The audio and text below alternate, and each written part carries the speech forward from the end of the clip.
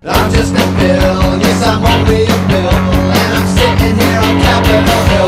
Well, it's a long, long journey to the capital city. It's a long, long week while I'm sitting in committee. But I know I'll be along.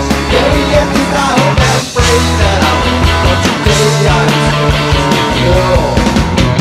I'm Good morning, this is Bill Scher on the Liberal Oasis radio show on WHMP News, Information, and the Arts. And I decree that this is not fun anymore. This race is no longer fun. You may recall after Iowa, I was quite ebullient. There was something exciting, whether you were a Barack Obama supporter or not. I feel that an African American could win the first contest of the race in a essentially all-white state, and it got people excited. It made us think that we were advancing as a nation. We were overcoming divisions in our country, and it brought forth a lot of promise. Now, I think that remains true. In every poll that I've seen, practically every poll, Barack Obama is either leading John McCain in trial heats or it is a statistical dead heat. There's certainly no poll where John McCain has some sort of dramatic lead over Barack Obama. And the poll that I mentioned last week by Survey USA doing a 50-state matchup shows Barack beating McCain in the Electoral College and winning in predominantly white areas such as the Plains and the West. So I do think we as a nation are moving forward. But it cannot be overlooked that within the Democratic Party, forget about the Republicans, forget about the conservatives for a second,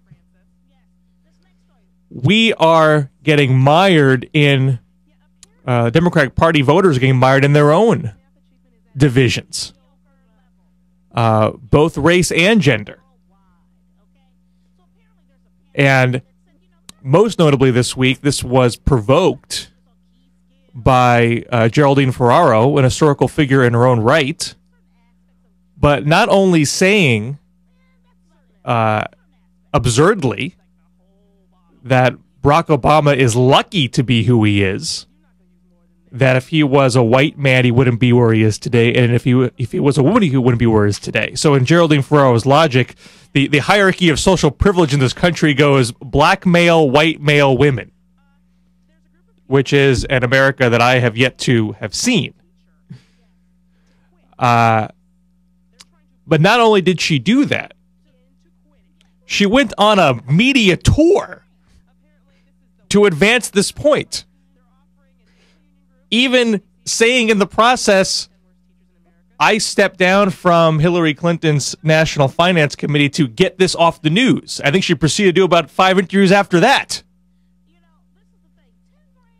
But I don't want to just pick on Ms. Ferraro here. And I would not insinuate, even though I have said in the past and stand by, I think there has been a fair amount of race baiting on the part of the Clinton campaign as a strategic maneuver to try to hurt Obama in whiter parts of the country. But it doesn't make sense to me that what Ferraro was doing has been coordinated with the Clinton campaign. I think she has gone rogue on her own. But what is possibly more important, because you and I can't really control what Geraldine Ferraro does, we have some ability to influence the media in general. And they have made the decision to emphasize superficial, trivial matters in order to gin up divisive issues, gin up conflict, drag out this process. And they have a reason to do this, because this race is good for them financially. They enjoy this race. Cable news in particular is, their ratings in general are not very good. They're profitable entities, because they've found a way to be relatively low cost. CNN it does not fall in that category. They have more international bureaus. They are more of a costly operation. MSNBC and Fox are lower cost operations. But they have an interest in grabbing onto stories that have an element of suspense to them. Whether it's, missing white women stories, or murder mysteries, or a political race. If you don't know the outcome, you want to keep following the story. It's like you're watching Lost. That's the point. It's another form of reality TV. So they want to drag out this contest as long as they can. I mean, granted, there's no reason why in the democratic process that every voter shouldn't have their say. But the point is they're looking for stories within the story to keep this above the fold. And they obviously believe that delving into healthcare policy or the mortgage crisis or the recent job loss figures or the prescription drugs that we're finding in our water or school closings because there's not enough money to go around because it's all being shoveled into a disaster in Iraq. These things apparently don't qualify as stories within the story to maintain interest. So when there is a story about a famous person making a racially divisive comment, or a story about a candidate's pastor, as if someone's pastor, wherever they say, is automatically shared by their parishioner, so on and so forth. So what can you and I do about that? Well, again, this is a corporate media. They want to make money. They want ratings. They want to sell ad time. If they believe that the news path that they're on is not going to deliver those ratings, they will change course. And believe me, they market test all the time. They focus group all the time. They're constantly monitoring, is the story that we're covering keeping eyeballs on the screen? And they read their email. Believe me, they do. They want to know. And they are aware that there is an undercurrent of dissatisfaction with this. I saw on CNN last night, Anderson Cooper talking about this quote-unquote story about Barack Obama's pastor,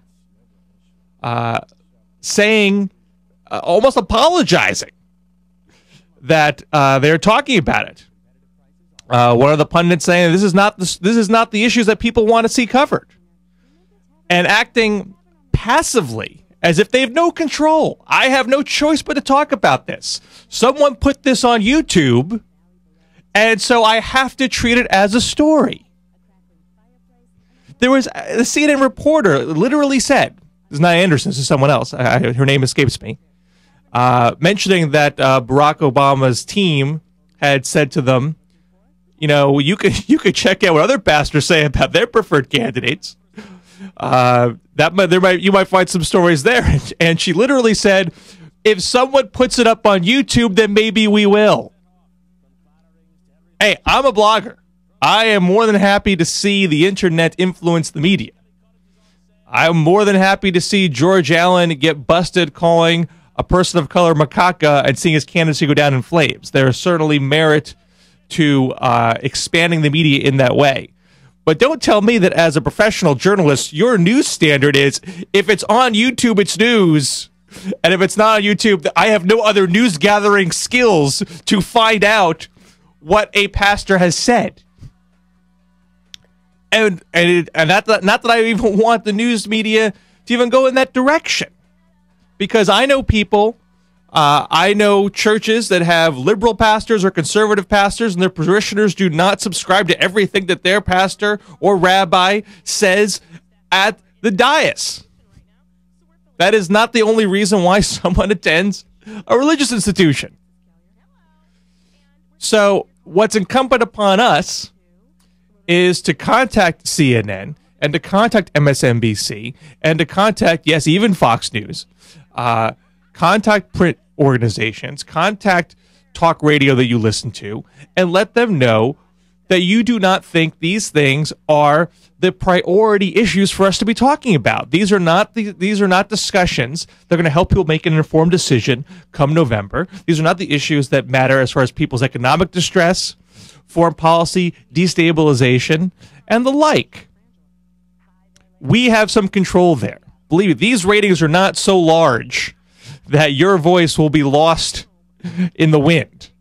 They need all the ratings they can get. So you have control here. You should exercise it and keep these news organizations focusing on what matters to you and me.